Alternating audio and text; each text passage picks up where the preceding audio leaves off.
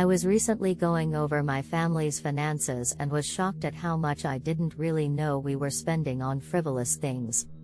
But let me back up a bit. Actually, the idea of downsizing and cleaning up came to me while watching a show on TV last night about tiny houses. Have you heard about these? I'm fascinated. Anyway, I got to thinking about how much stuff our family has accumulated over the last 4 years, living in our 3-bedroom ranch. Keep in mind that our house isn't a very large house at all compared to the average size. 2,679 square feet, yet we still have managed to fill it with things and stuff over the last few years. And it's getting to be a little, cramped. I also want to point out that our house is plenty big enough for all of us and we don't need a bigger home. But we do need to go through each room and methodically clean up and clean out. Which brings me to our finances. How do we come to purchase all of this stuff anyway? Quite honestly, I've been scratching my head for some time now wondering where our money goes. Here and there and everywhere it seems. And when we really need something, often we are finding that our hands are tied and we need to use the credit card. My husband and I bring in enough money monthly that we should be able to save, theoretically. Unfortunately, we don't have much savings at this point and it is time to get a serious handle on our financial past and present so we can secure a better financial future. 1. So here are 6 very doable ways that I've come up with. Okay, so these aren't new ideas at all here.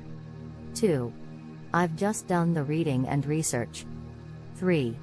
Let it be known that I'm definitely not a professional or a financial expert. 4. Please keep that in mind as you read on. 5. Clean up and clean out our house this fall and have a yard/garage sale. 6.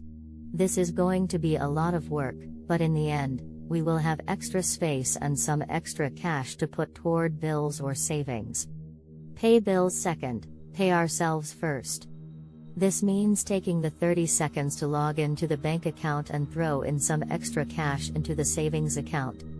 This is like rule number 1 of saving.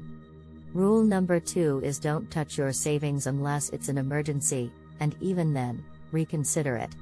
Haha. Okay, maybe not, but clearly for us financial discipline is lacking.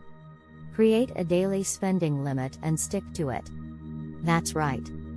Daily. Because sometimes, those of us who aren't so good with budgeting, need serious boundaries.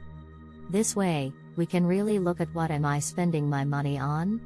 Is this a necessity, a treat, or should I / do I need to save my daily allowance for something in a few days? Commit to paying down debt.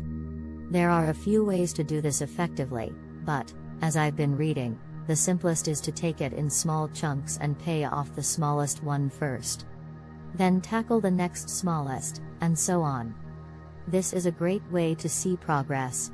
And I like to see progress sooner than later. There is a school of thought and a wise one at that says pay off the debt with the highest interest rate. This is a really good idea too. Focus on needs instead of wants. For now, I think we have to look closely what we want to spend our money on. For me, I like getting my nails done. I also like buying clothes for myself and my family. But right now these things need to be put on hold. We have more than enough, and frankly even though I loathe it I can do my own nails for a little while. I don't want to deprive anyone, but I think it is a valid exercise to simplify life a bit, get creative with what we have, use what we have, and then, after a period of 2 or 3 months, see where our financial priorities are. Choose DIY over convenience. This sort of goes hand in hand with number 5, but I think it's worth mentioning on its own. It takes 5 more minutes each morning to make your own cup of coffee rather than shelling out $2 for it every day. $2 by 7 equals $14 a week. That's $56 a month. It takes 10 minutes to pack a lunch at home. See where I'm going here? Time and money are definitely precious commodities, but again, if you're on a budget, it's time, no pun intended, to consider what is worth our time versus what is worth our hard-earned money. 10 minutes for a healthier lunch packed at home means more to me than ordering a quick lunch in the cafeteria and not really knowing where the food actually came from. So these are just some ideas that I'd like our family to focus on for the next few months to try and get a handle on our finances again. What is your family doing to stay budget conscious? I'd love to hear from you.